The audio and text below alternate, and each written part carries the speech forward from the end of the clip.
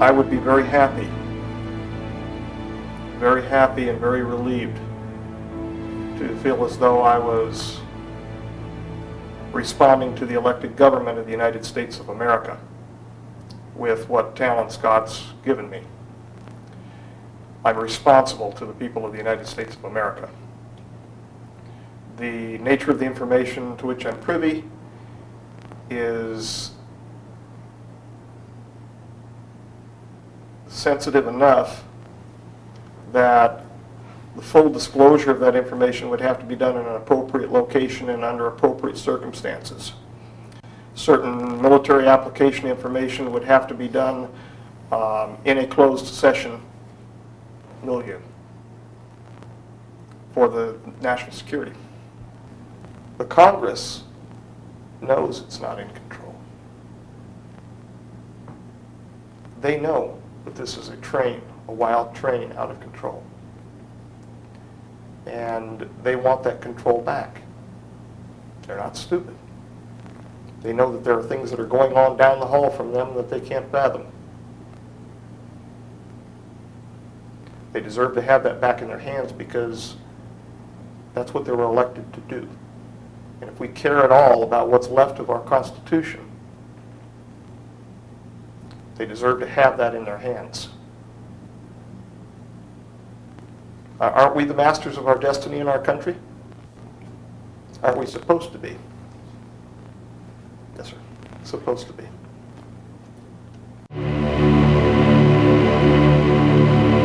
I occasionally think how quickly our differences worldwide would vanish if we were facing an alien threat from outside this world.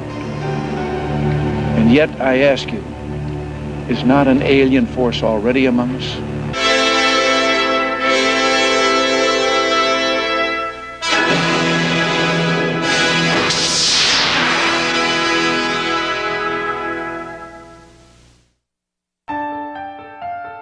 In this particular interview, Dan reveals for the first time ever the inner layout of Area 51 and S4. He reveals where the 9 captured UFOs are stored. He tells about the clean sphere, where the captured extraterrestrial visitor was housed and vigorously interrogated for over 50 years. Much valuable information was extracted from the J-Rod person before he was allowed to return to his home world in 2003. He became Dan's friend, and Dan carries his imprint in his mind and consciousness to this day. This interview took place at a secret location in Las Vegas, November 29, 2005. In this series, you will learn information never before made public. Astonishing, amazing, earth-shaking, yes, but it's simply the truth. Mark McCandlish, one of the premier presenters at Stephen Greer's Disclosure Project, May 9, 2001, at the National Press Club in Washington, D.C., was chosen by Stargate Productions as the initial interviewer of Dan Burisch because of his technical artistic skills to depict the interior of S4, the most secret part of the most secret base in the world, Groom Lake. During the course of my career, I've twice had a secret security clearance.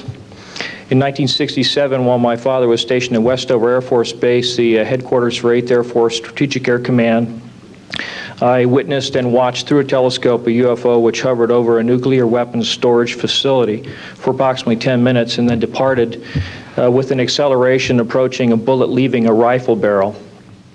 In 1988, in November, a college buddy of mine, an associate by the name of Brad Sorensen, informed me that he had personally witnessed 3 flying saucers at a very large hangar at Norton Air Force Base during the course of an air show that was held on Saturday, November 12, 1988.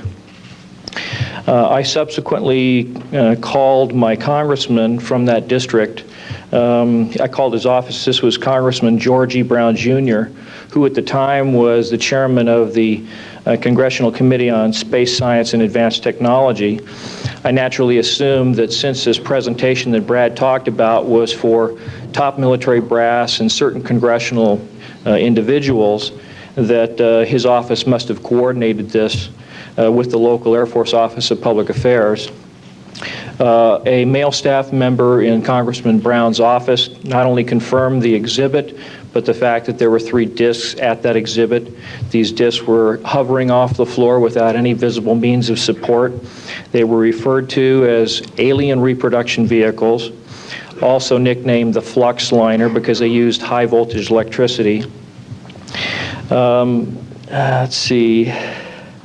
To keep things short, this is a diagram that I made based on a sketch that Brad Sorensen did for me in rough form shortly after he had his sighting, and subsequently cleaned that drawing up and made it much more accurate. And that's the drawing that Dr. Greer is holding there now.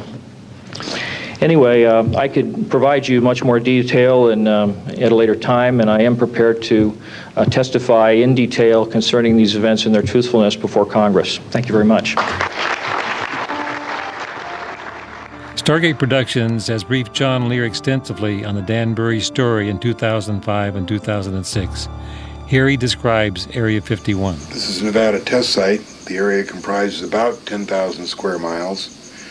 It's bordered on the south by Mercury, and on the west side by Highway 95, and up here on the northwest by Tonopah, and across the top to Crystal Springs, and down here to Las Vegas. Right dead center of the test site is what is known as Area 51.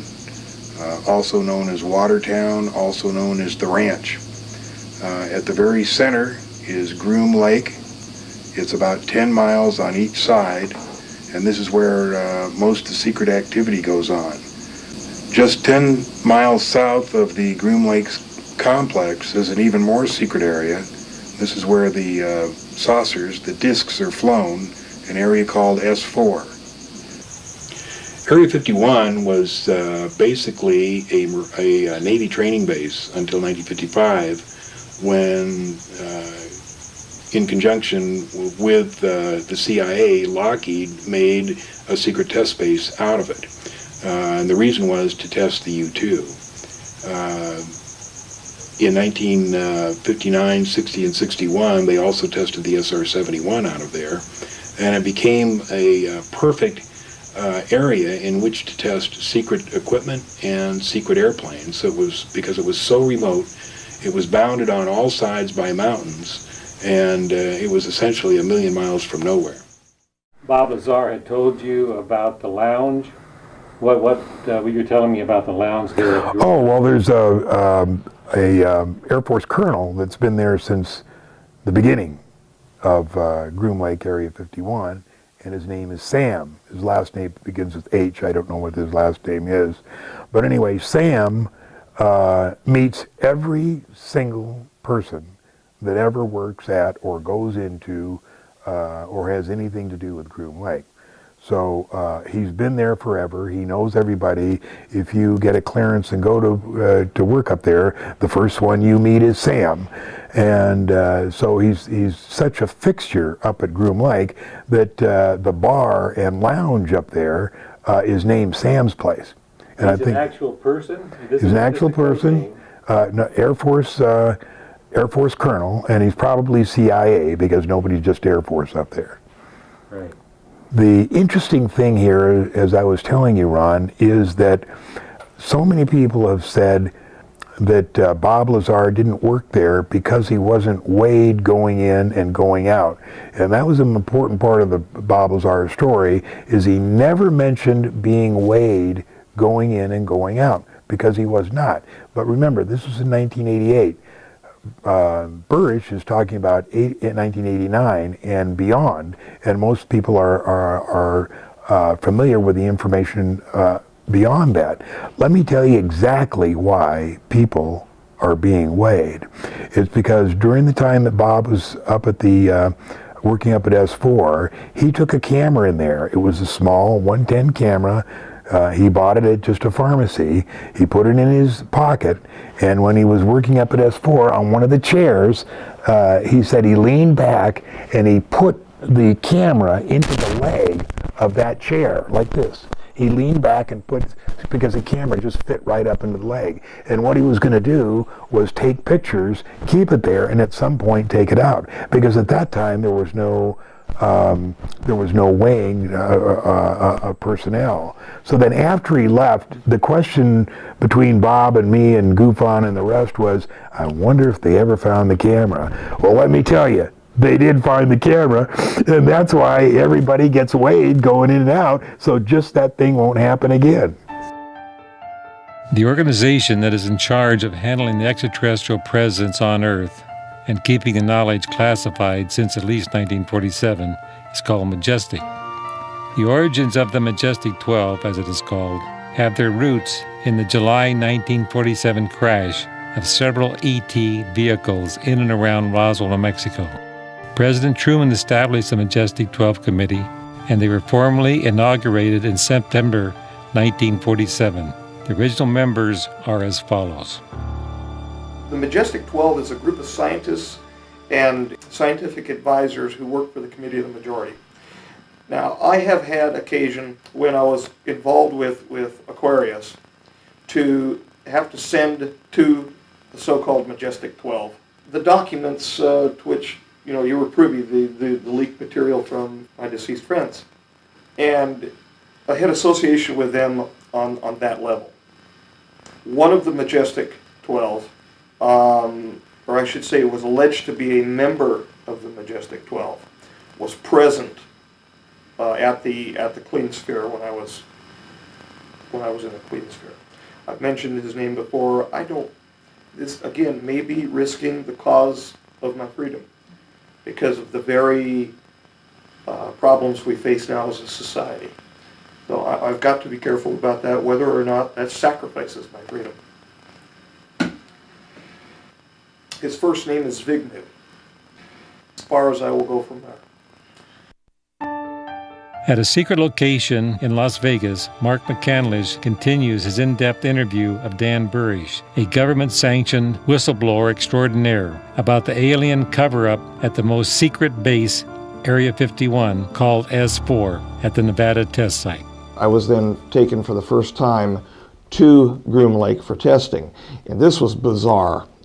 I was originally taken, the first flight was in fact out of the Janet terminal. I was taken to the Hughes Executive Air Terminal. This is McCarran Airport in Las Vegas? Yes. We were picked up. I was told by Sam that I would receive a series of tone codes and they would give me a name.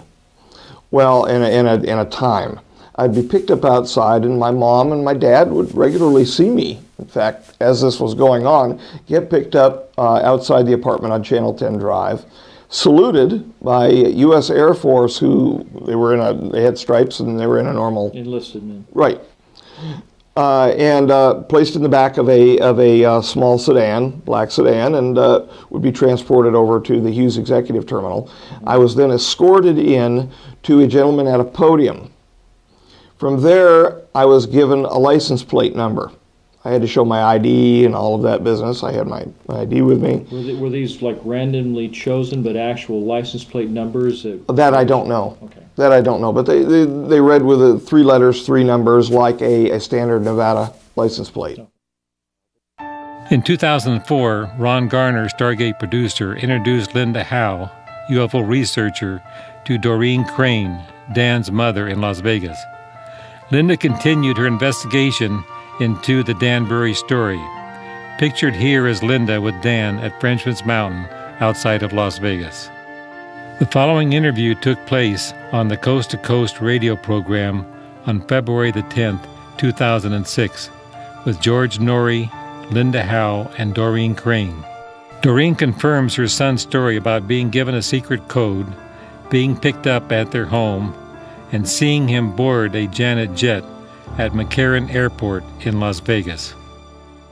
Linda, let's talk a little bit now, if you can. First of all, before we go to Dodie, tell us about Dan Burisch. There are a lot of new people that come to Coast, and they're saying, who is this person? So I'll let you explain that.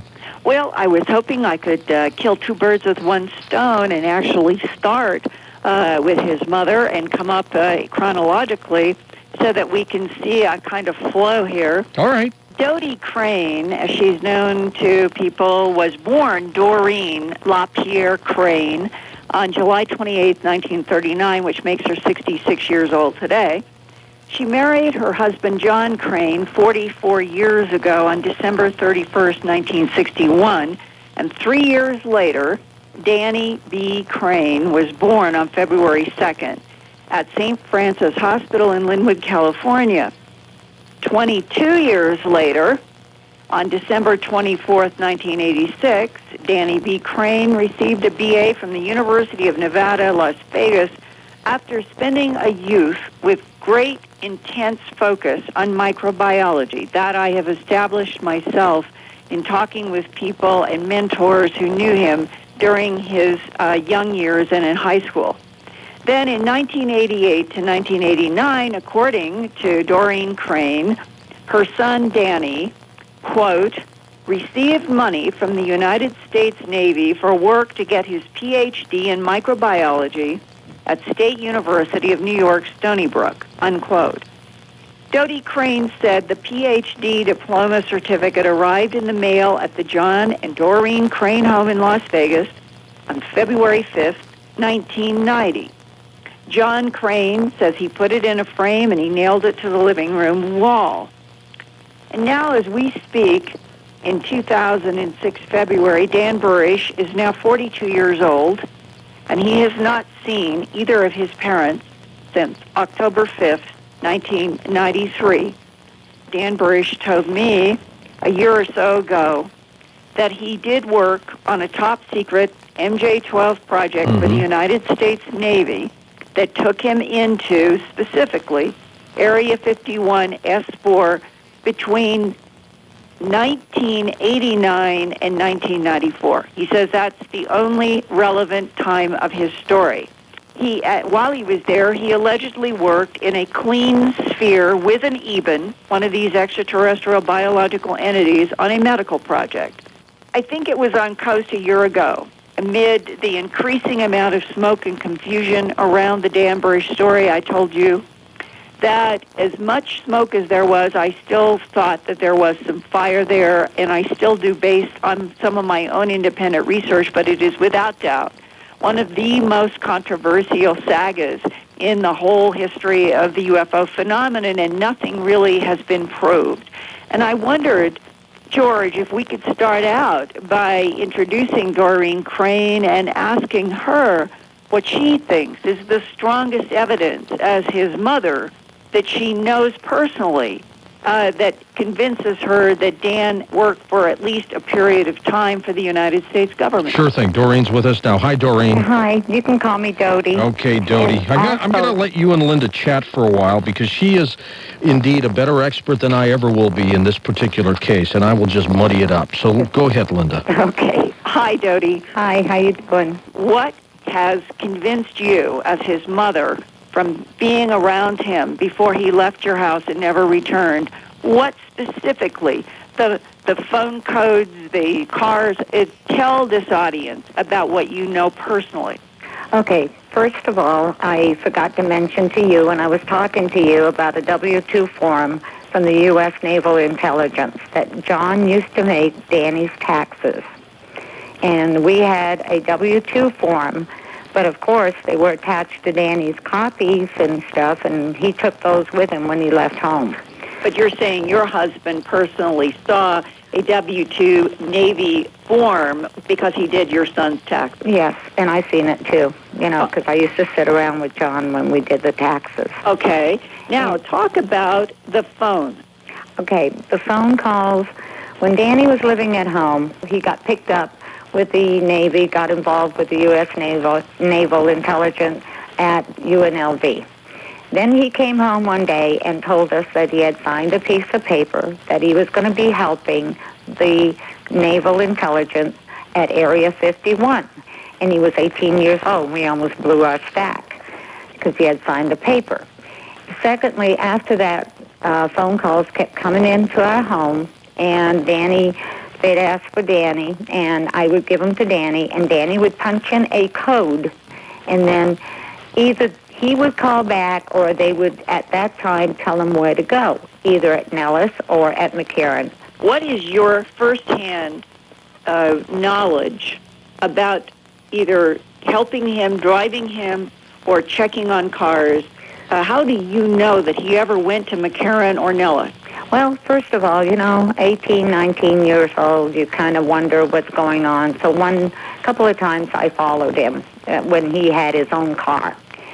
I was a little leery, like everybody else. You never know. But it was true. He was going to Nellis. His dad drove him to Nellis also, and he was going to McCarran. And one day he told me that if I would go by Hughes Airport near McCarran, that I would see him get on the Janus airline. And I did. I seen him get on.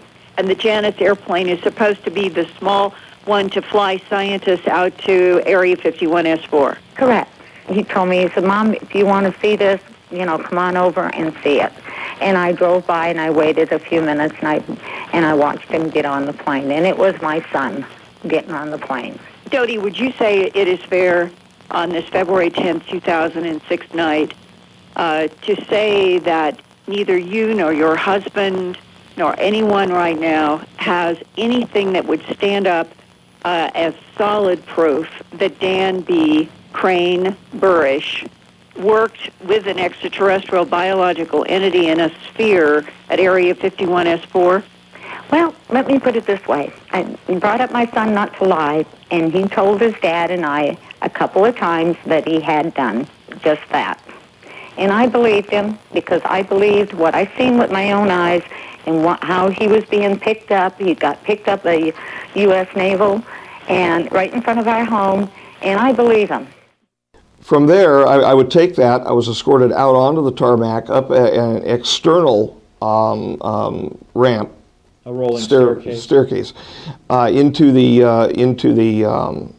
Janet flight.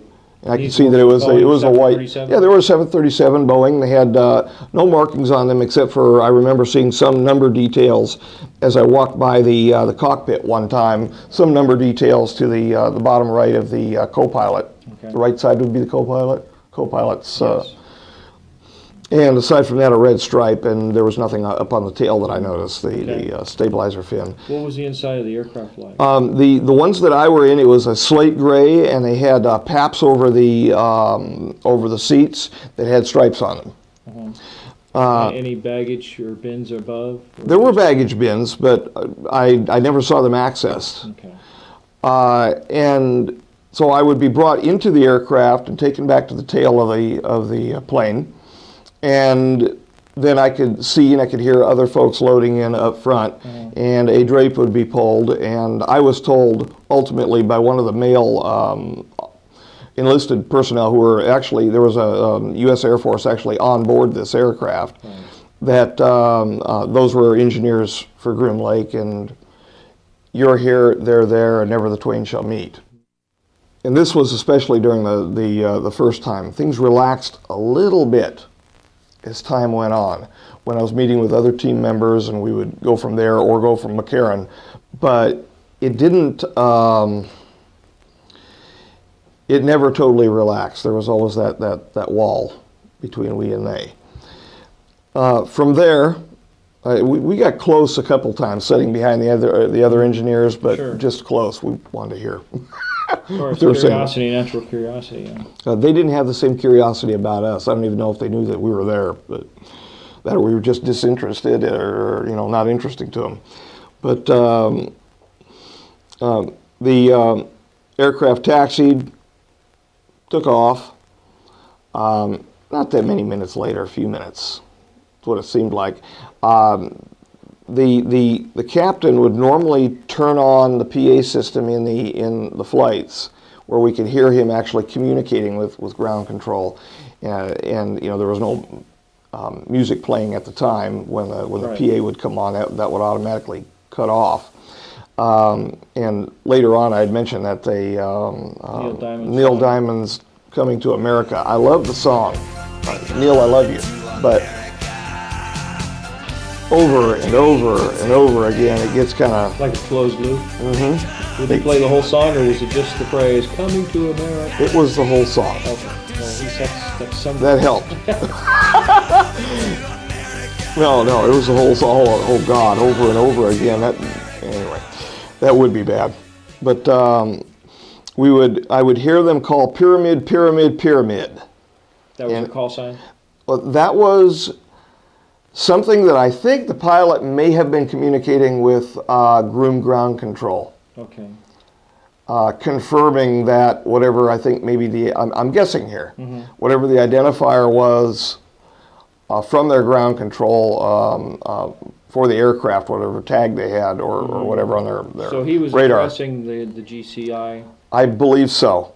Okay, so he I would believe say so. pyramid, pyramid, Pyramid, pyramid, pyramid, and then we would do this sort of a bank. It was a heavy left bank, and then we would descend into the Groom complex, taxi off to the right-hand side, then there was a left turn, and then we would move over to the right.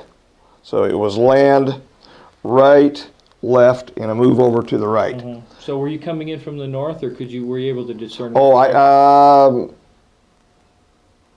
I don't know. Because if you to be honest with you, I don't know. Being somewhat familiar with the layout of Groom Lake, the main runway runs north and south. Yes. Almost. Yeah, it would have had to have been from that way. So when we were making the left-hand bank, we were making a sweeping 180-degree turn. A sweeping 180 turn to go from north to south. Okay. That would make sense. So that would mean then that you were probably flying along the eastern margin of the Nellis test range, and then came around from the northeast, and then banked in. That would make sense. And made a landing from the north into the airport. That would make sense from the banking that we did. But of course, on the other side of that, the long dirt road that leads from the mailbox up there off of the so-called extraterrestrial highway, that would have taken the Janet flight right over that area to come in on its final approach, wouldn't it? And I don't think I've never seen the mailbox. Yeah, well, I've only been up there once myself, but I've heard about it. It just seems to me that a lot of the early debunkers were saying that some of the things that people had seen and that they thought were UFOs were actually just the landing lights for the Janet flights making their approach. Well, it's possible, and there was jokes going on at the time. This was after Bob Lazar's outing, when everybody got very tense, very paranoid up there, and there was a definite reaction. So I can tell that Bob's story, this may be a little bit of verification for him.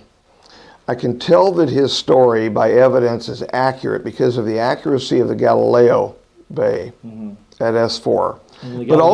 But the Galileo Bay was which? Was that where the aircraft, the extraterrestrial? The 4-1, the extraterrestrial and the ARVs. Okay. And whatever they had under the tarpaulin that I couldn't see, for sure.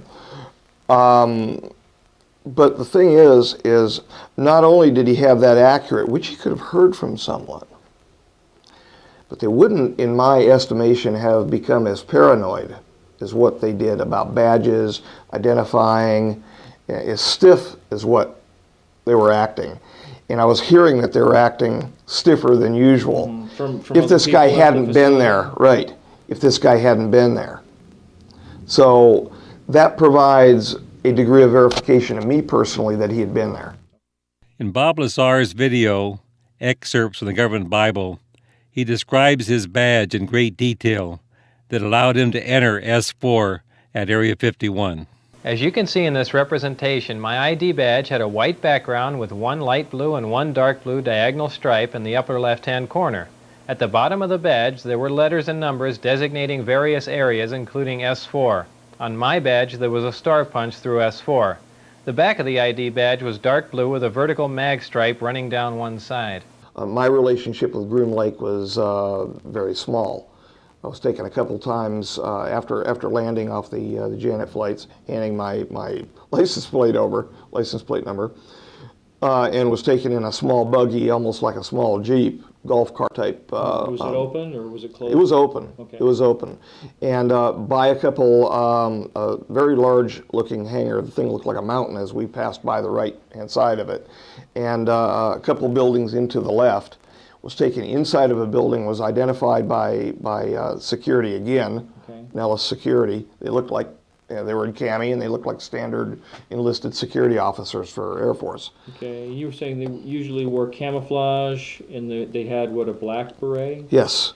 On the outside, Mm-hmm. I saw them walking on the outside, and they had black berets. And the gentleman that actually would drive me to that location when I was being driven alone in the buggy, versus when we were actually walked one time with a larger group, but when we were driving in the buggy, the gentleman had it was a standard security officers. Desert camouflage? It was desert cami, yeah. With a black beret, and then you said that when they would go inside the buildings, they would fold the beret and tuck it under one of the epaulets. Under the shoulder? epaulets, yes, upon the left shoulder. Okay. Now, the SEALs did the same thing at S4, except for you couldn't see it as well. I mean, these guys were all black there. But I would then be escorted into this one hangar, and there was a barrier. This is something that's never been spoken about before. There was a barrier inside where it artificially segregated off the hangar. I would check in there, sign my name on a log, and he would do the date and time in. The license plate would then be handed by the security officer who picked me up outside of the Janet flight to this security officer. He would say, okay, and then we would go walk down a short corridor, part of this artificial barrier, to the right-hand side, make a left through a doorway, and then the personnel, there were no security-looking personnel present, and there was an elevator there. We went down the elevator, I believe a couple floors. They were paranoid about floors, both at Groom and at S4.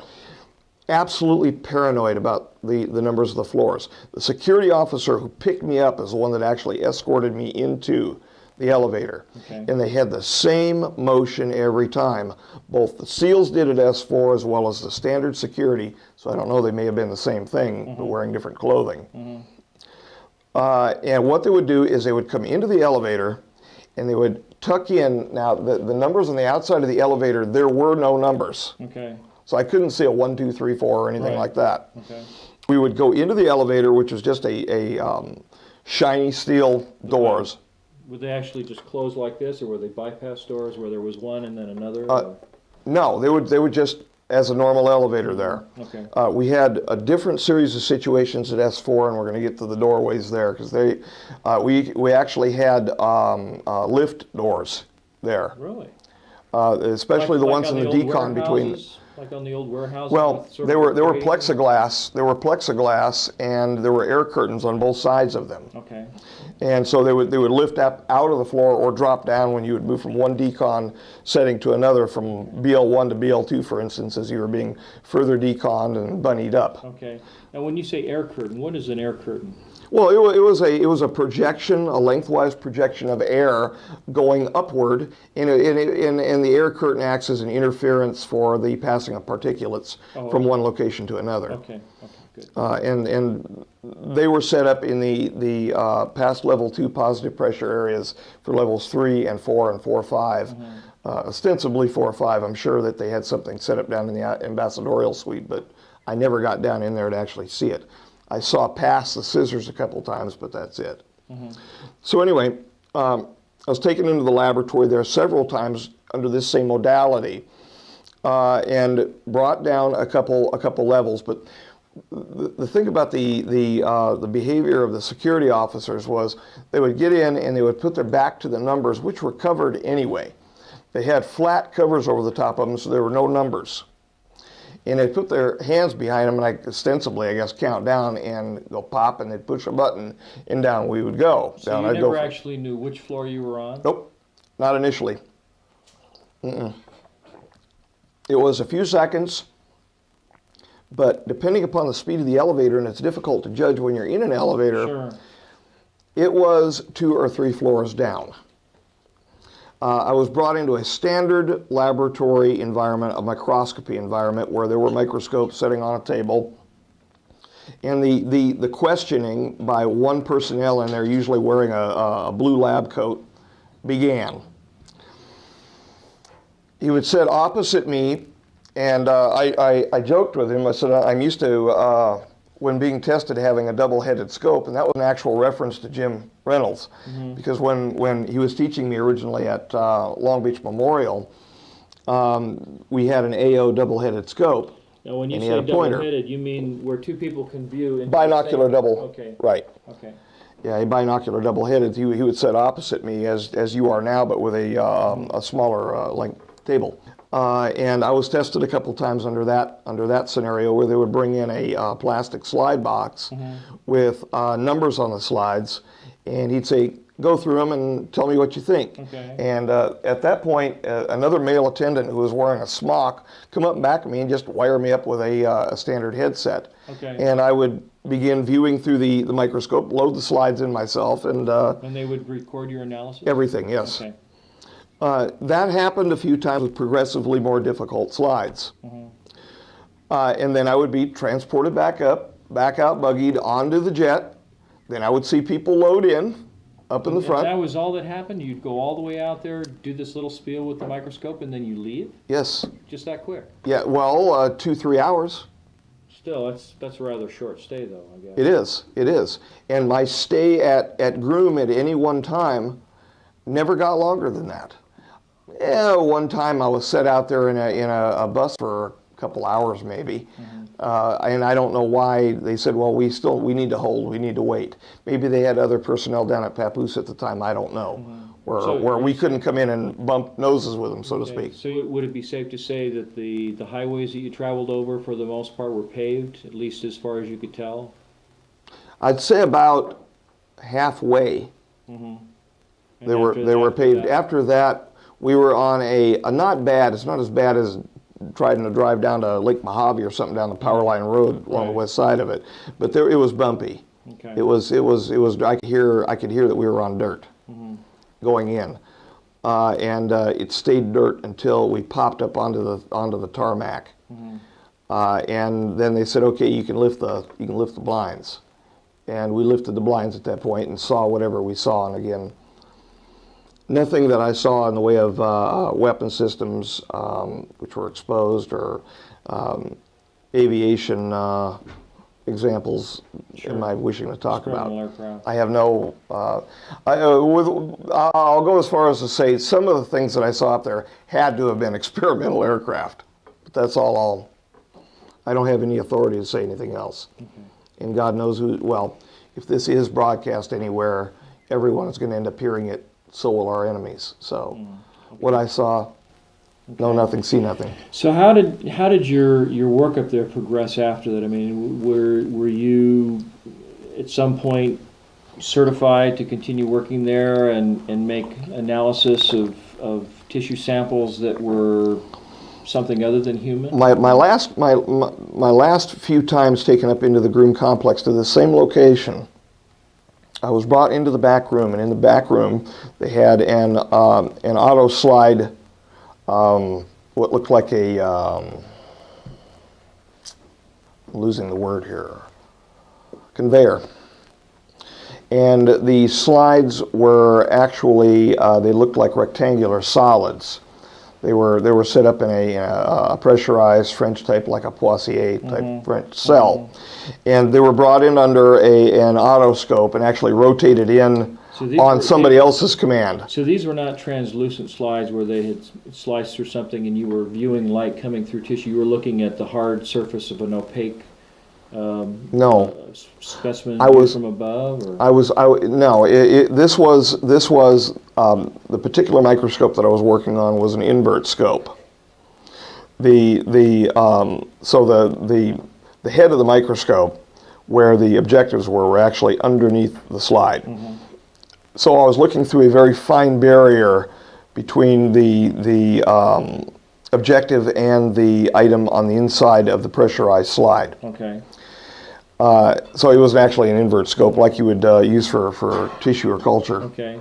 Now, did they use that optically clear oil so that the optics could get right up against the specimen, like you see occasionally in microscopy? There was no oil applied on the invert scope.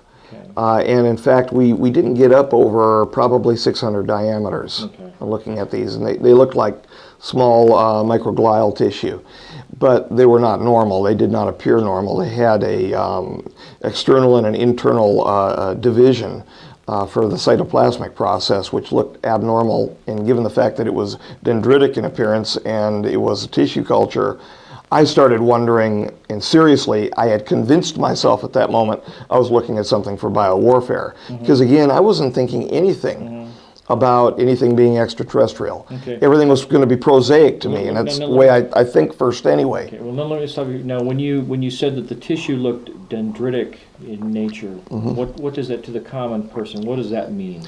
Well, it looked like a spider. A spider? It looked like a spider. It had a central soma, central nerve cell-type body, and there were spider-like processes or filamentous-type processes which extended out from the periphery of the soma. Is this process you're describing, is this something that was true for tissues you would find on this planet? Yes, sir. Or is this something that you determined as a characteristic of whatever these tissues were from? Yes, it's a characteristic function of all normal tissue culture cells, where they will behave differently depending upon what they will absorb upon. However, these cells would preferentially attach to the microbeads, but they would not, even if they were juxtaposed to one another, they would not attach to each other. So once they were separated in culture, ostensibly from their point of origin, from in vivo, and brought into an in vitro environment, they would no longer attach to one another. And that was one of the first characteristics, in fact, that was being brought out as I was looking at these. And they said, well, what are you looking for? I said, well, I'm looking for, if these are nerve cells, I'm looking for some sort of processes which would lead to a synapse, or processes which would lead to some sort of intercellular communication if they were brought from a tissue, if they were not just individually brought from separate sources. Right. I would be looking for some sort of desmosomal attachments or some sort of relationship between the cells. And it was if they were dancing with separate partners and they were refusing to acknowledge one another. Okay. You thought this was somewhat unique then? I did. What I thought immediately is that I was looking at either a chimeric cell produced through serial cloning and transfection. Now, when you say chimeric, you're talking about perhaps the bonding of two unrelated species, that kind of thing? Yes, or I was looking at a composite cell of some variety which was produced by infecting a cell of origin, we'll just say cell number 1, with a virus and allowing, for instance, like infecting it with a retrovirus with reverse transcriptase and all of that. Okay. And then that was the expression of the virus within the cell during a pre-lytic phase. And that's what I thought when we were looking at it, and that's where my mind was going, because it was trying to divert back. I was trying to regress to the mean, so to speak, and divert back to the prosaic. However, when enough of these tissues were brought out over time, it wasn't making sense to me anymore that it was an act of biological engineering or some sort of a biowarfare experiment, because the cells were functioning normally in and of themselves. And yes, they were wanting to dance with separate partners and all of that, but at some point you begin to realize that there was something odd here. Well, yeah, and the thing is that the cells I was looking at, they were oddly sized. They appeared to be mammalian overall, the overall morphology, because I was then being told, okay, we're looking at skin cells, we're looking at brain cells, we're looking at parenchyma from a liver, but it wasn't normal. And I finally got to the point scratching my head saying, wait a minute here. This is not even veterinary histopathology or histology that I'm looking at here, or cytology preps. There's something very odd here that I'm looking at, and I began questioning and began questioning. Landed on one of the trips and deplaned. And I expected to see the buggy sitting there, but there was a white bus. This is a gray-white bus sitting there off to the left. He said, over there. I said, well, aren't we? No, over there. That's when I was taken down to Papoose for the first time. Okay. It was actually in the bus, and later on, years later, they were actually choppering us from there over to the location. Okay. We were being choppered. But got into this bus, and I was wondering, you know, what the hell we were doing, because it took off in a different direction. And then they told us shades down, and so we actually helped in closing the shades in the bus. I could tell it was this was much more gravelly, and it almost felt like a couple of times as the guy was driving, he was driving too fast, because I could feel the bus sliding. They are wild, some of them. They don't follow rules, and they play games. Well, this was my first introduction to it. So we slid along and got down there, and the security said, wait, wait, wait. The security wearing the cami never got off the bus. And they said, okay, guys, up and out, up and out. So we looked around, and I noticed as soon as I got out onto the ground, there were two blue lines. Outside of the blue lines, they looked like somebody just did a spray painting. Okay. Later on, they actually had the lines in place, but this was it was poor. I mean, it looked bad. And then there were two red lines that were sprayed on the outside of it. He says, gentlemen, this is the security officer on the inside of the van. He says, you stay inside the blue lines. If you wander out of the red lines, he says, you see the red lines, both of you. He said, I want you to both acknowledge this. I said, yes, sir, I do. He says, if you wander outside those red lines, they will shoot you. Now I'm scared. I was extremely frightened at the moment. Shoot me. And he said, they will shoot you. Now I saw for the first time the security at Papoose. They were standing there with the small automatic weapons, staring at me and at him, but it felt like they were staring at me. It scared the hell out of me when I stepped off the bus. I can imagine. They were the way it wasn't just their presence; it was the way they were standing there. You can project presence, and of course, I learned to do that as a police officer and all of that. But they were standing there with their weapons on you. I could tell that they were pointing their firearms at me. Mm-hmm. So we got off, and no bravado at this moment, and we followed our way up around to the right. It actually looped a little bit and around to the right to a door where one of the officers was standing at the door. He opened up this, there was no marking on this particular door whatsoever. Just an inconspicuous door you'd see in a theater or something? It was actually inside of the mountain, but there was a roll around the door that I could tell was molding, but it was camouflage molding. Mm-hmm. And it was stuccoed, like spray painted, mm-hmm. so that it looked like sand. And it overhung over the door just enough where the door appeared like it was inset. Mm-hmm. So the door was opened up, we went inside. There's a table there with a security officer. We were asked to identify ourselves. We did. We signed our names. Okay. We were asked to put our social security numbers and date of birth on there as well. Photographs were taken of us at the time. Actual Polaroids were taken of us. So I probably looked like a scared rat there, but from there we were escorted in past what was called a hand scanner. We actually placed our hand on a scanner. I didn't see anything rolling over it, no light, no nothing like that. It was just a flat black screen. Mm-hmm. And they said, okay, fine. A door was then opened from the left to the right, and this is a sliding door from the left to the right, and we went through what appeared almost like an archway. And we were escorted around to the right immediately and down to a nurse's office. Well, we are getting into it here. Down to a nurse's office. There was a male nurse present. He asked us to strip down, which we did. When we stripped down, security, toting firearms, took our clothing away from us. Now that is a real queer feeling.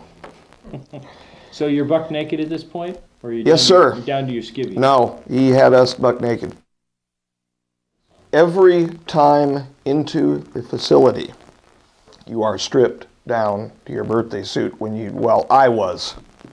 There was never a time that I walked in with my clothing that I ever got by 2 guards with firearms in back of me, the male nurse in front of me, and went anywhere past that with my own clothing. Now here's my next question. Did they weigh you coming and going? I was getting there. Okay. We get weighed 3 or 4 times in this facility. There are weighing pans at the workstations down on level 4 where you have your private workstation. You are standing on a weighing sensor. And this is to determine whether you're taking or pocketing anything that comes out of the facility. Including anally. Exactly right.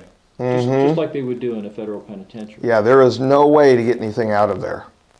Not a way on God's green creation. They've got cameras. When you walk in, there are ball cameras. Not that different from casinos. Exactly. It's watching every move you make. There are ball cameras in the restrooms. There is you can't do anything without being watched in this facility. Nothing. You're not in there not to be watched. You're in there to get a job done. And that's what the way the drive was in there.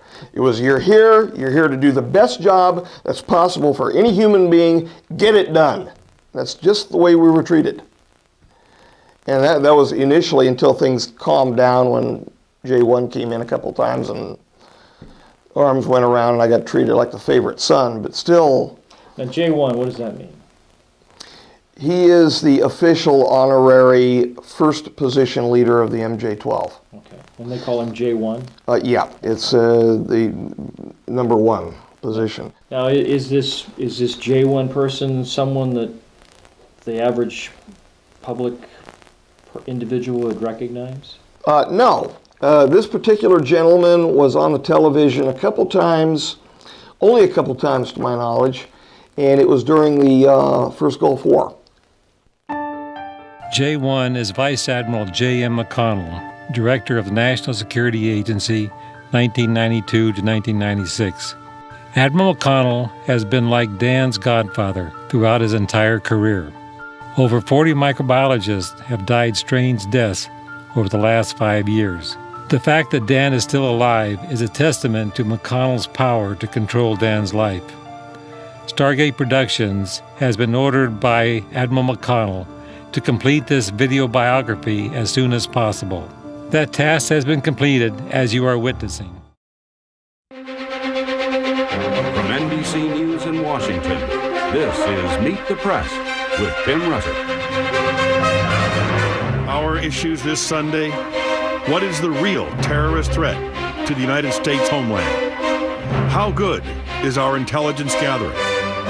And nearly 6 years after September 11th, why is Osama bin Laden still at large? With us, the Director of National Intelligence, Admiral Mike McConnell, in his first television interview. This document, the National Intelligence Estimate, entitled The Terrorist Threat to the U.S. Homeland, was released. How serious is this threat, and what can we do about it? Joining us for an exclusive interview is the Director of National Intelligence, Admiral Mike McConnell. Welcome. Thank you. Let me show you a key judgment from this report. Quote, we judge the U.S. homeland will face a persistent and evolving terrorist threat over the next 3 years. In layman's language, for the American viewers watching today, what is the most serious threat facing our country? Tim, the most serious threat is that the plotters that are being observed will be successful in penetrating our defenses and conducting an attack that would result in mass casualties. Their intent is to effect an attack with mass casualties. A secondary attack. Dr. Dan Burisch's mentor during his whole life has been Admiral J. Mike McConnell. During McConnell's interview with Russert in 2007, Dan was being debriefed by Stargate Productions. Admiral McConnell, as head of national security for President Bush, as well as being in charge of the Majestic 12 organization, has the power to protect his, in effect, godson, Dr. Burisch. Admiral McConnell is the moral compass of the Majestic 12 organization. He appointed Dr. Burisch the esteemed position as representative number 9 in that august group in the spring of 2005. Dr. Burisch recommended that the group take a vote for or against disclosure in the light of the treaties that had been signed by the off-worlders. As of April 2005, the vote was 6-5 for disclosure. There is always one abstention from voting because of the organization's adherence to Scottish Rite protocols. In September 2005, a second vote was taken. The vote was 8-3 for disclosure. When these votes are taken, they are never reversed. Dan was uncomfortable with MJ-12 organization's protocols. Therefore, Admiral McConnell allowed him to resign and appoint his successor. If UFO researchers and the lay public will politely inquire of Admiral McConnell as to the truthfulness of these statements, Stargate Productions is confident Admiral McConnell will answer in the affirmative. We're watching them train and recruit, and their effort is to put someone inside the United States. There have been some clues and some cases where... You've not only been told that if you step outside the red lines, you'll be shot. You've been asked to completely disrobe. You're being followed everywhere you go by cameras and by armed guards. So, did they expect you to do your work in the nude, or did they take you to a place where you would go to a locker room, get dressed, that kind of thing? No. We were initially weighed in there on an inset pan that was inset into the floor, and it was on the left side of the nurse's desk. I saw no monitors up in front of me, no indication of my weight, nothing. And the nurse said, "Okay, fine, thank you." The weighing sensors don't go to the nurse's office. The weighing sensors go to the communications area. Okay. The surveillance area where everything was being watched. Okay. How many people worked in there? No clue. Never saw in there, but I saw it labeled when I was down the hall. So I know it was there, and it was a fairly big facility, and I heard a lot of machine noise going on in there, a lot of hustling and bustling. I could actually, it's very poor for soundproofing in the facility. There's a lot of echoes, and there is a lot of, until you get all the way down to 4, a lot of echoes, and there's a lot of where you can hear between walls. The acoustics are very poor. So I weighed, got off. Over on a bench on the right-hand side, they had a nice little jumpsuit for me to get into. Got into the jumpsuit, no underwear, and that is what I had on. Walked down the hall barefoot, and around the corner, we were escorted around the corner to the right, got into the restroom, and they had booties for us to wear. From there... Put right over your bare feet? Yep. From there, I was escorted over to the briefing room, and initially, it was just right, almost like right across the hall. It was a little catty corner. Right. And initially, they put a few books down, and we started working with what seemed to me to be this childish histology. And at that point, it was being termed childish histology crap because I was getting tired of looking at the same stuff. The next time into the facility, now that was like for 2 hours. We went through these briefing books, and it was almost a fill-in-the-blank test sort of situation. The next time into the facility, we were brought into the briefing room. We had to go through the whole thing again. Weighing, property was handed out. The property gets handed back in the nurse's office when we're getting ready to leave, not in security. When you say property, you mean the things you were wearing when you first arrived? Right, my keys in my pocket, you know, that sort of thing. Right. And however, when we got our property back, the change, keys, whatever we had with us at the time. And gradually we learned just don't carry anything, just nothing, not even your personal ID. Excuse me, they'll know you. They already had apparently my fingerprints to get in there anyway. Okay. And my fingerprints are in an FBI record anyway, because when I was being tested for, not only for the seminary, I had to be actually, a background test was done. Permanent background check. Right? Yeah. But also for the Department of Parole and Probation. When our property was handed back to us, it was neatly folded in a bag. It was like a little white pouch bag. But there was also a clear plastic baggie, like a prison system, where everything else was in our watches. We were allowed to keep our glasses on initially.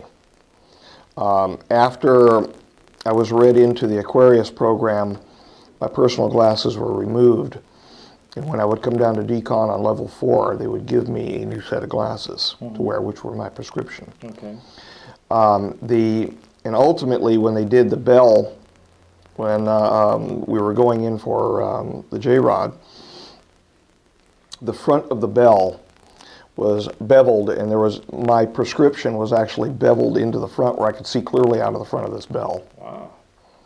However, the bell fit over an apparatus. It almost looked like a ring apparatus. So the bell would sit over the top of it and actually rest on it around the sides. Mm-hmm. This ring apparatus and suit did not fit me appropriately, and they had only so many of them in there on level 4 decon and gowning. So, well, the 4 or 5 to go into the clean sphere.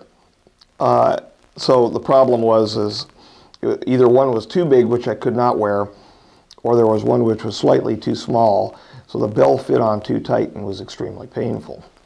I was dressed each time. Okay. I didn't dress myself when I was down there. So you had people that would assist you with this? Yeah, there were 2 gentlemen that would actually suit me up. Okay. And do the pressure checks, communication checks. Okay. And there was fit testing that was done down there where they did the I think it was isoamyl acetate, where I was actually brought in each time under a bell, under almost like a trash can, large drum, and I had to stand there each time when I was actually gowned up in the white suit, the TES, and I would have to breathe and indicate whether or not I was perceiving any odors. And there was isoamyl acetate used, and there was an irritant used, and then once I did not perceive any odors, then I was washed. I was put over a grill and actually showered off and washed, and then from there, I'm getting out of sequence here because I had to go through a medical check first, and I was cathetered and plugged and the whole thing. Okay. But anyway, back over to Papoose coming out. They'd give us our property, and we would be led back out to the BSS 1 room, which was back out around to the left, back to the main security room. We would sign out and be taken from there out to the bus and be transported back and then flown back to Vegas. Okay. When we started actually doing biological work, we were walked in our jumpsuits up the hall, a right-hand turn, all the way down the hall, and on to the left was the elevator system. There were guards in the hallway, a few, I'll just put it that way, and that includes in front of the elevator room area. And again, I'm not going to give precise locations where they stand because it's bad enough. I'm giving the schematics for the place. I haven't been told not to. What was the significance of the positioning of the guards? Well, there was nowhere you could stand in the facility where there was not a guard with an eye on you. Okay, well that makes sense. The physical security was such that there was the surveillance, of course, security. The physical security was line of sight at all oppressive. times. That's right. Okay. Yeah, there was a lot of FaceTime with the physical security. Sure. We would be walked to the elevator. The guard which would go with you in the elevator would step in and play the routine. Hit the buttons from behind, Right. so you never knew what floor you were going to. Now, initially, this is things changed as we got an ID badge. Initially, we had our ID badges. Dodie actually saw my ID badge years ago. We actually had the striped badges, which were extremely close to what I saw was our report. The DXWX on the bottom for Department Engineering Transfer was on my badge when I was issued a badge. And I had an H number, which was an interdepartmental moving number. It basically meant I could go from floor to floor, that I would be responsible on more than one floor. And that was basically initially for 4, 4, 5, and for 3 above it in the culture and the animal facility, and where the people were housed in a little biomedical unit. So now these guards that would follow you as you went from one place to another, did they have kind of a routing schedule for you that would show them where you were actually supposed to be going? No, they knew. They never had anything in their hands like a schedule or anything like that. Okay. They knew exactly where we were supposed to be taken. So I could tell that these gentlemen were briefed prior to being escorted. Okay. They knew exactly what to do, and they were extremely professional in doing it. Here's the way it went. This is now the first time down on the level 4. We were dropped down to level 4. I know that it's level 4 now. I didn't then. Okay. And we would come out an elevator. It's a real cute trick that they do with elevators. We would get out, and there would be an attendant standing there wearing an all-white smock. And it was a sort of a closure smock around the neck. During the days where I had my ID, I would still have my ID on me on my white gown. Now, mind you, we're shuffling down this hallway before we get into the elevator, and there are other personnel coming out, such as Robert would have been coming out from a bay to a lab out through that hallway, so we felt kind of, like guinea pigs all the time when we went in there. But he would be standing there down on level 4. And he would take from us, when we had our badge. Before then, he didn't. He just escorted us around to the right to decon. We would de-gown again, everything would come off, and then we were given socks for the first time. And everything was white initially that we had. We would be sprayed off. We would be coated, actually physically coated with a spray. And we had eye cups and all of that we would put on. Okay. It would physically coat us with a spray. Was it an antiseptic of some Yes. kind? It wasn't betadine, thank God. He'd look like one of those early... yes, the early suntans. Yeah, the early dye version of suntan, yeah. Well, see, the thing is, when they put the eye cups on us, I didn't know what it was. It was not cold. It was comfortable. And they sprayed us completely down. And I started laughing one time in there, and I was joking. We weren't supposed to talk. We were supposed to keep our mouths shut. And I said, you're not painting me blue or nothing. And the attendant down there started laughing, which was the first real humanity that I saw out of anybody in this facility.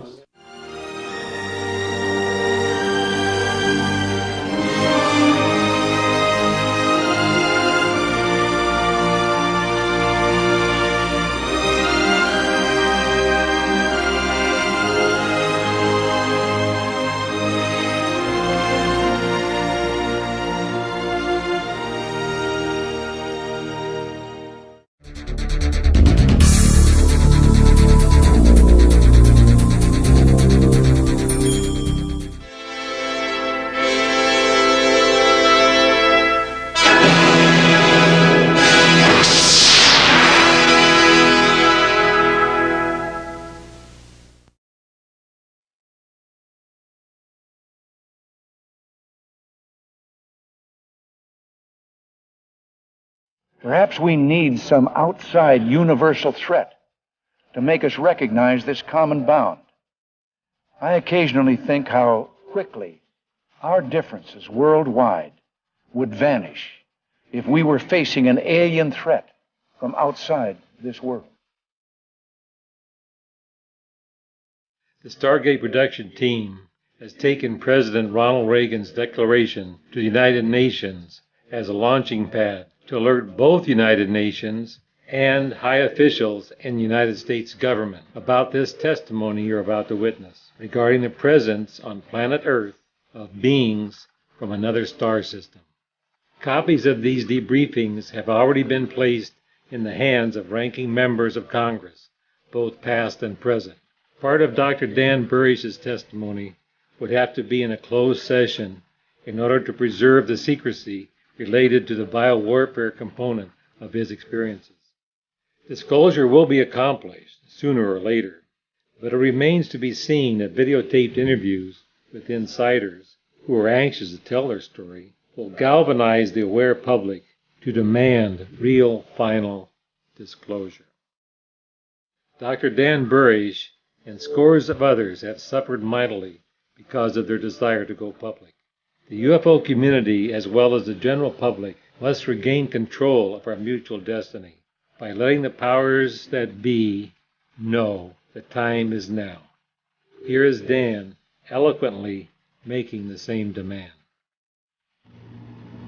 The Congress knows it's not in control.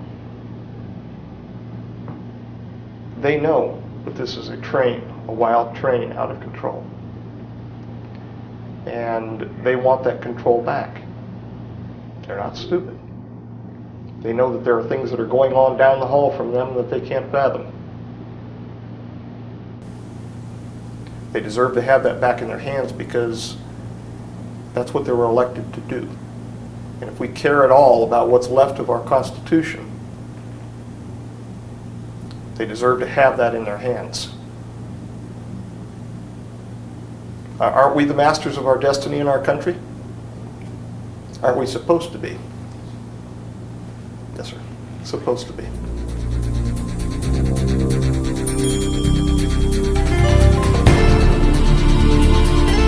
Dan Burisch, microbiologist, is debriefed by Mark McCandlish regarding Burisch's activities at Area 51. There he administered medical procedures to diagnose a malady afflicting an extraterrestrial called J-Rod. Dan and the helper biologist developed scientific protocols that would alleviate J-Rod's suffering. Burisch details the work he did in the hyperbaric clean sphere, which was 120 feet in diameter. The facility was located in the most secret part of Area 51, called S4. Dan explains the elaborate security and decontamination procedures that were required for entry into this most secret complex.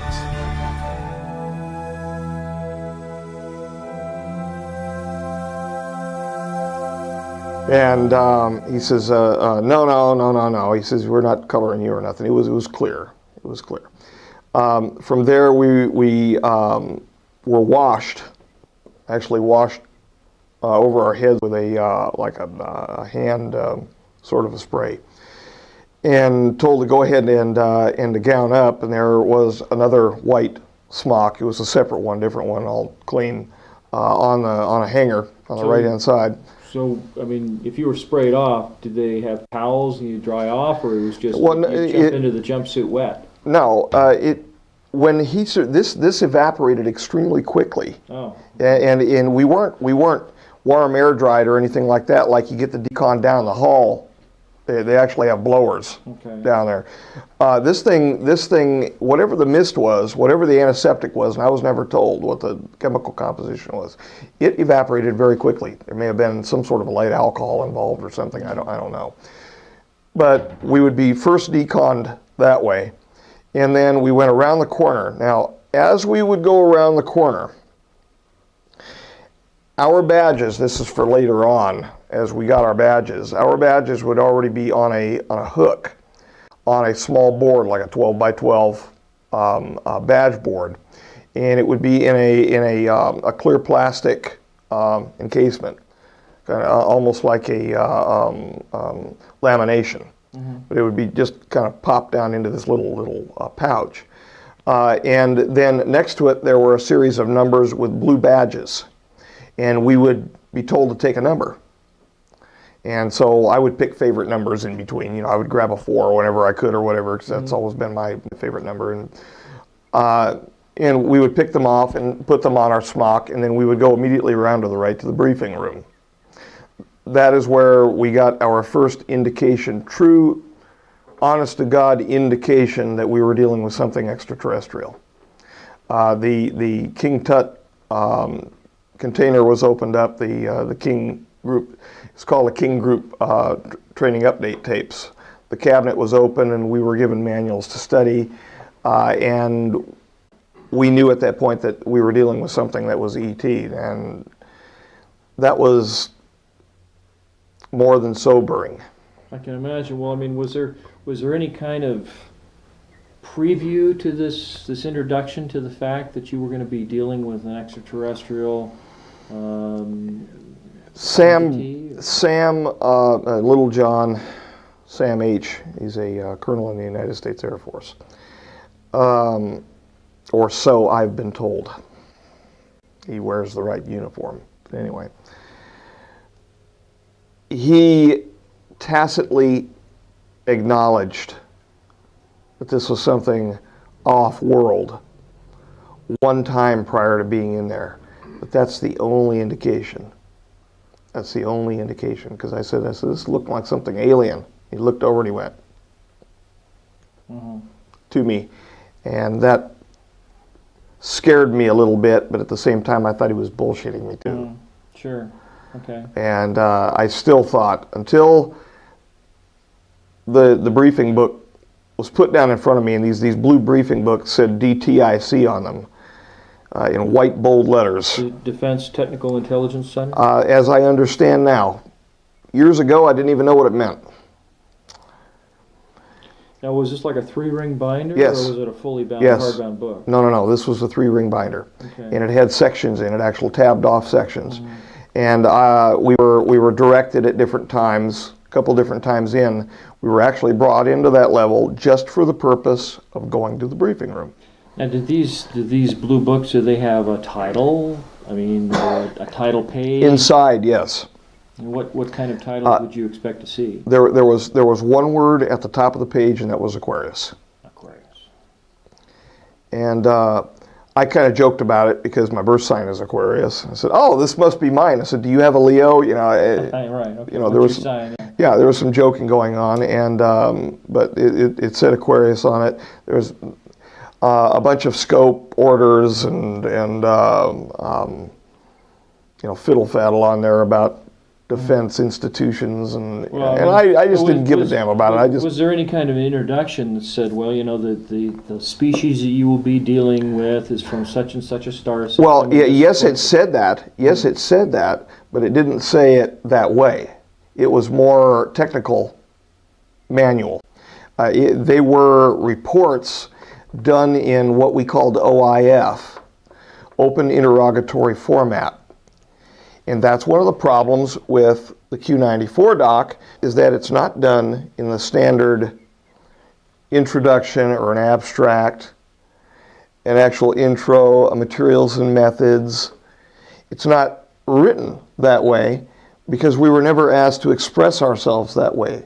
We were asked to express ourselves as a thought stream, which is why that method, I guess, was applied, so that there would be an open communication of information back and forth, and that the personnel in the laboratories who would be writing the reports for the cover committee, that I found out later on, the cover committee would then take out of our reports what they wanted, file a report that we would never see, and that report would go up to the 12 or up to the 33 before the 33 were defunct.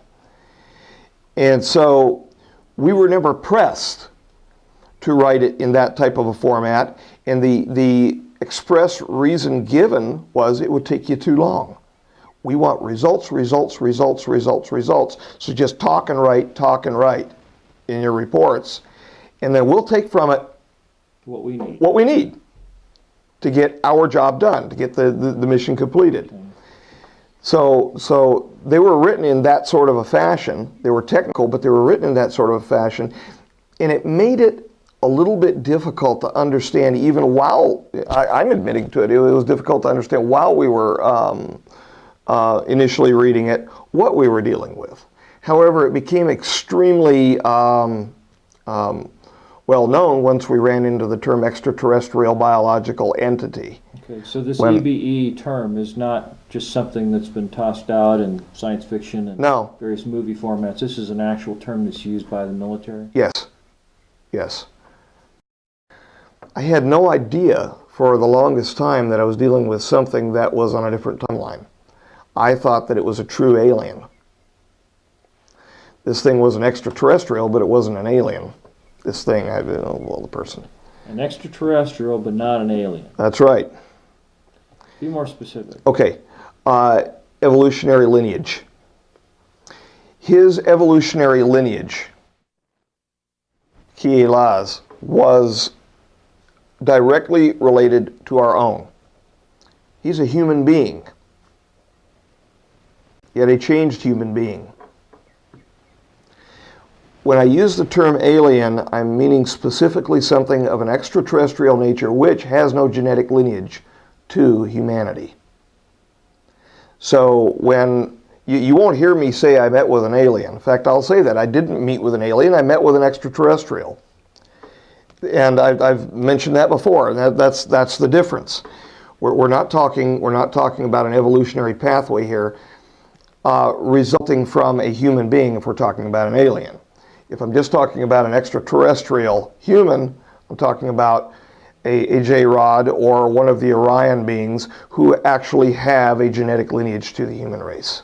Really? Yes. So, and of course I didn't know that at the time when I was initially reading these books. So this actually sounds an awful lot like some of the things that we've heard about the Egyptians believing that they had gods or ancestors or something in the Orion constellation. Yeah, except for the thing is that they weren't their ancestors. They were their future. During the occasion that you drew, when Kiela actually stepped up onto me, he didn't knock me over, he couldn't knock me over, I fell over on my back.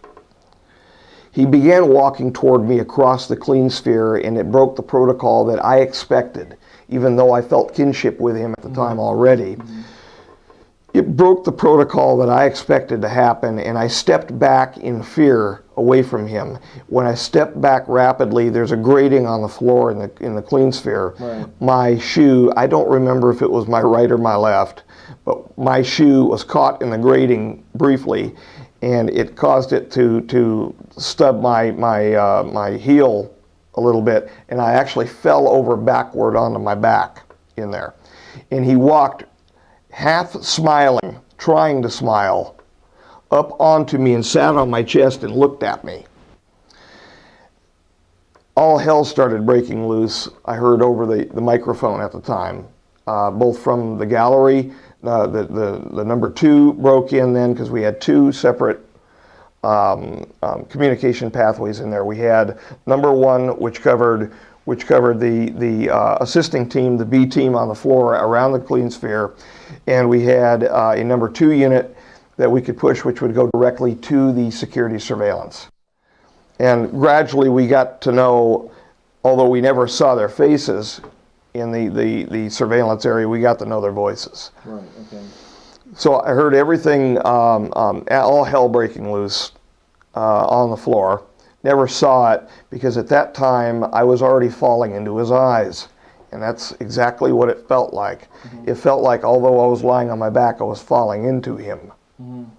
Now was this something that you had ever been warned about in terms of your face-to-face experience with the individual to look out for and to avoid? No. The protocol was that he would remain put. From our aspect, when we would enter in, he would be directly across from the gantry, the entry port, where we had an actual slide drum where we would hose off, connect. Well, actually we would connect, then we would hose on and then hose off to get the sequence right so that the airflow continued properly, and there was a drum that moved in the gantry way that actually fit into the side of the clean sphere's gantry, so that it could be locked off and we could step in through the pressure. Now, did your umbilical and all your feed lines and everything, did it come right out of the rotating drum? Yes, it did. Okay. So that is the umbilical for the internal atmosphere for the TES, not the umbilical for the samples that we took. They came out of a separate port on the side of the clean sphere that went from there and then basically straight up. And that went up into a culture area up in level 3. It went beyond the level 4's step up where the biological containment facilities were, okay. From BL1 to the 3+ lab that we had.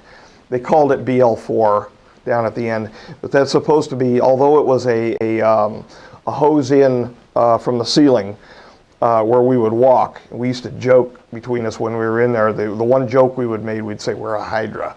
We felt like a hydra in there moving around. There was only supposed to be 2 of us, but sometimes it got up to 4. Mm-hmm. And a biological containment facility that is designated as a BL4, having to do with infectious diseases for which there are no presumptive treatments, they are supposed to be in a separate facility altogether, separated from the lower biological containment levels. Well, this thing was not.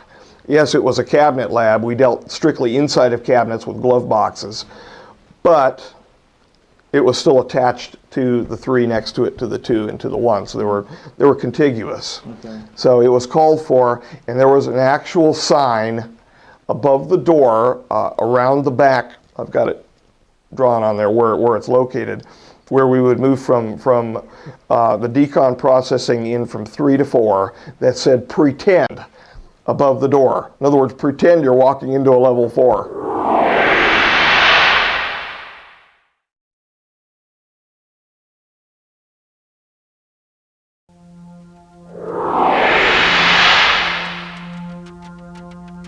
Dan Burisch is debriefed regarding his early university education at SUNY. In the debriefing, he goes into great depth regarding the scientific procedures employed to remedy the extraterrestrial's malady called peripheral neuropathy. Also, Dan describes in great detail the protocols that were in place for navigating the biocontainment area in Area 51S4 at Papoose Mountain, 10 miles south of Groom Lake proper. He also mentions Bob Lazar's participation in the same facility where Dan worked for over 10 years. In order to give the audience a point of reference of what a biocontainment facility is like, he refers to several popular movies. The main one is Dustin Hoffman's excellent portrayal of a biowarfare expert in the movie Outbreak. Therefore, we are showing these clips with the acknowledgement of Warner Brothers Home Video.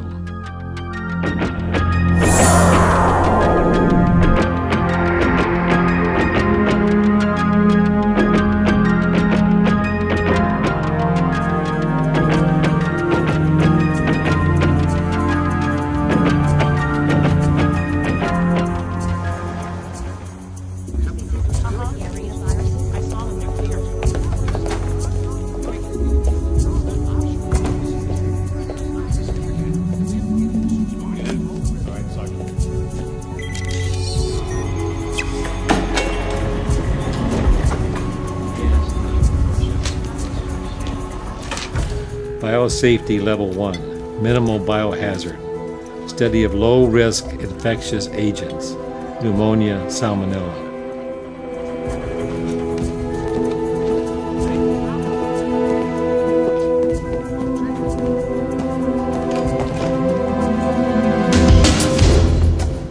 Biosafety Level 2, Moderate Biohazard Infectious Agents, Hepatitis, Lyme disease, influenza.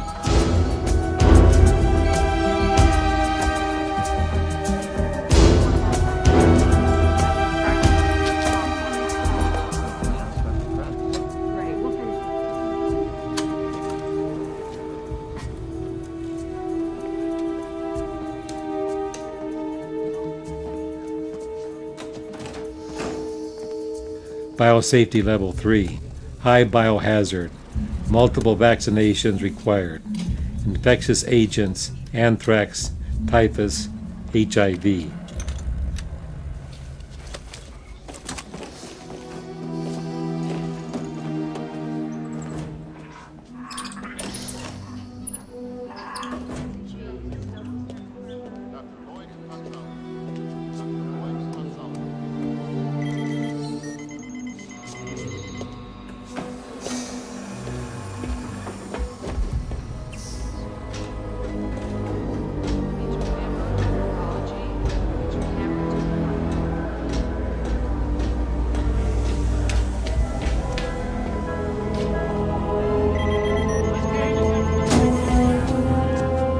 Biosafety Level 4, extreme biohazard, maximum security, infectious agents, Ebola, Lassa, and Hatha viruses.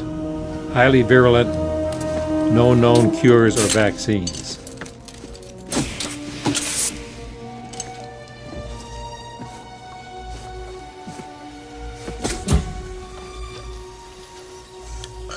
Isn't this your last day? Yeah.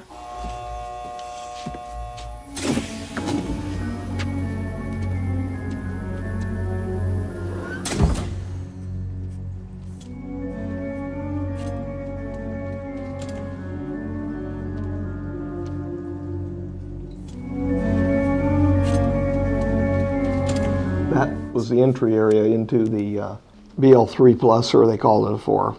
That E4 on the left for elevator 4 only moved a half floor down to get to the walkway where you could either go up the stairs to the gallery or around the right and down some more steps to the full floor down from here, where we would go to the decon and then around the corner to the left. It would come down. Let me take you here. From here, it would go down a half floor to this location. And you could either walk here, and most of the time we were not allowed up the stairs to the gallery that overlooked the clean sphere, and there were 2 boardrooms which were up the stairs that could be accessed. And they had television sets sent into the boardroom table so that they could watch. If they wanted to be sitting down and not actually observing directly over the clean sphere, they could sit in here and watch. But we would make a right-hand turn and come down, and we would do our decon. There were supplies in a medical unit. We'd have to come in here and be catheterized, then be deconned and gowned, and then we would come in around the right-hand side here to where the clean sphere would be lifted up out of the ambassador suite. When I first saw the J-Rod, I was up here upstairs in the gallery, and I was standing in one of 3 large bay windows, I believe in the center, my best recollection. He was over here on the left, which is where he was told to be before this would ever be lifted up. So when I actually came in over here, I was like almost direct opposite of him. So when he walked toward me from this aspect, that's why it freaked me out, because he was not supposed to approach anywhere else in there. We were supposed to approach him only, in this after a very complicated series of Sigma identification protocols, which became a joke between him and myself. But when I first saw him, he was sitting over here. He had difficulty walking, difficulty standing up, so he was hunched down next to the actual crystal glass, which was there. Whatever it was made out of, some sort of a composite. Was it a one-piece sphere? Or it sure looked like one piece. See, like, triangular? No. It was clear. It was clear. It was totally clear, totally translucent, and it looked like a single piece, a sphere's hemisphere. So there'd be just a dome. There wasn't any bottom part to the sphere. All I saw was the grating on the floor, and there was hash grating on the floor, but the hash grating was probably a good 4 centimeters apart, and it was enough where if you didn't walk right, that's why I tripped. Okay. And so he was hunched over in the corner, and when he was hunched, his head was down, his arms were protruding forward and down, and he literally took on the aspect of a praying mantis or type of an insect sitting there. And I've found out, of course, during the consequence of work with him, that he was bearing a cocaine type syndrome, which actually caused his overall body shape to protrude out praying mantis like. We were basically warned that if something went wrong in there, that we were to be cognizant of the fact that it may take some substantial time before anybody could come in and get me out, or to get any of the, Stephen went in as well. So we knew that if something went wrong, you could be in trouble. We could be in trouble. We could die. And that was something that we just accepted for the privilege of doing the work. Now, was the atmosphere in there outside the clean suit, was it hazardous to you? Yes. Was it what, mostly nitrogen? It was mostly nitrogen. It had a great deal of oxygen, just like our atmosphere, but it had a higher hydrogen partial pressure. I don't believe that the hydrogen partial pressure went over about 4%. And that's what he felt comfortable in. And that's the one thing that there was a substantive increase in pressure inside the clean sphere from normal atmospheric pressure, but it wasn't all that much different from STP, what we would call STP. So if he would be reduced and decompressed quickly, he would become damaged. But he was set specifically in a hyperbaric environment, partially for his normal atmosphere and partially to decrease the onset and the progression of the disease. Which means that before he was as ill as what he was, he could have been brought out for short periods of time into our normal environment. And that's what, you know, a lot of the folks that have only heard part of the story are screaming, well, wait a minute. What do you mean he you know, was just in that clean sphere? Well, I never got a chance to tell them that, you know, the actual facts of it. These are the actual facts of it. He could have. Now, by the time that I met him, he could not have. If he would have been brought out under STP, he would have died. No doubt. Now, when you say STP, you mean standard Temperature pressure. Okay. Right. When I was pulled into him, that's exactly what it felt like. It's like I fell into his eyes. I began seeing, I began feeling what he was seeing and what he was feeling inside. I was separate, I still knew that I was me, but I could feel it as an omnipresence in me. And it was rushing in waves coming at me. It was not contiguous either.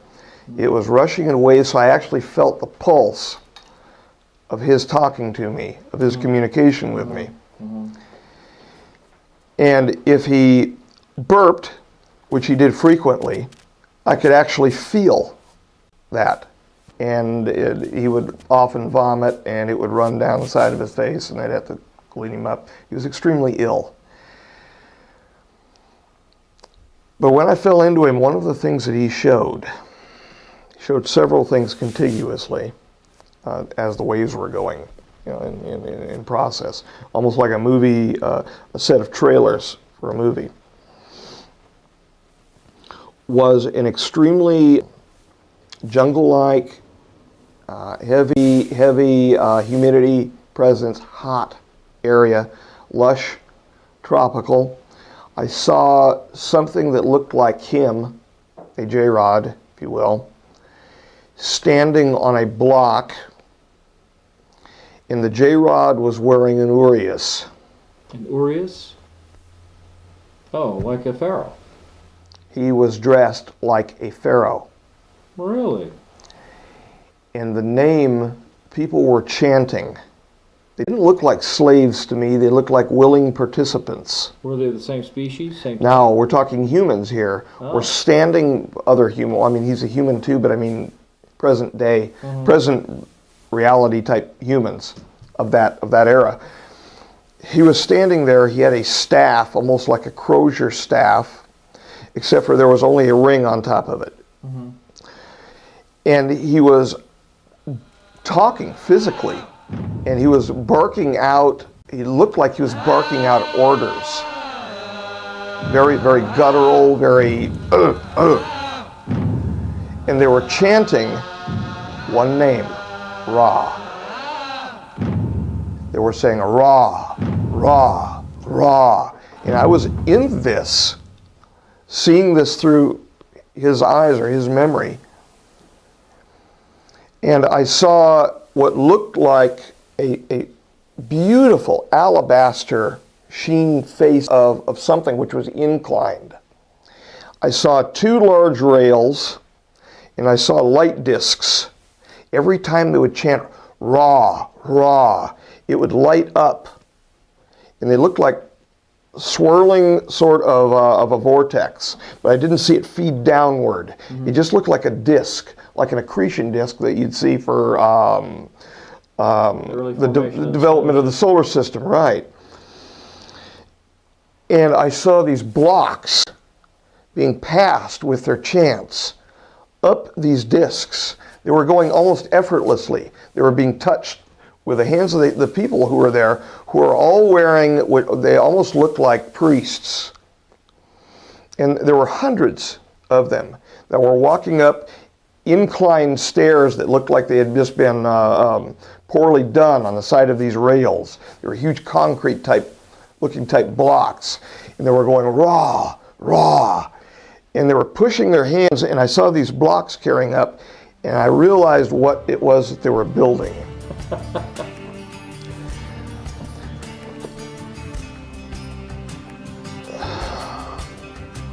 That told me